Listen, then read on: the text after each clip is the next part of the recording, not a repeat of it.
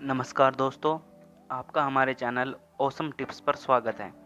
आज इस वीडियो में आप जानेंगे गले की खराश और खांसी से छुटकारा पाने के लिए असरदार घरेलू नुस्खे के बारे में। गले में खराश और कफ की वजह से चल रही खांसी कितना परेशान करती है, इसका अनुभव आपको भी होगा ही। आपको इसके लिए दवाई लेने की कोई ज़रूरत नहीं है, क्योंकि इसका इलाज आपके घर में ही है। जी हाँ दोस्तों, इसका असरदार इलाज है अजवाइन।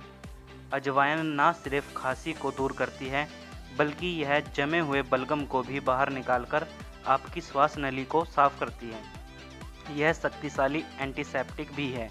ज़्यादा कफ होने पर एक कप खौलते पानी में 1 या 2 चम्मच अजवाइन 10 मिनट तक उबालें।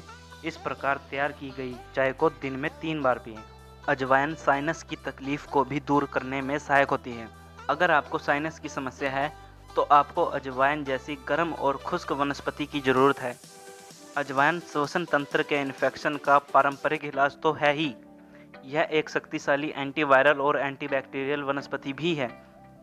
तो दोस्तों, आप इसका उपयोग करके देखिए और हमें कमेंट में ज़रूर बताएं कि आपको इससे फ़ायदा हुआ या नहीं।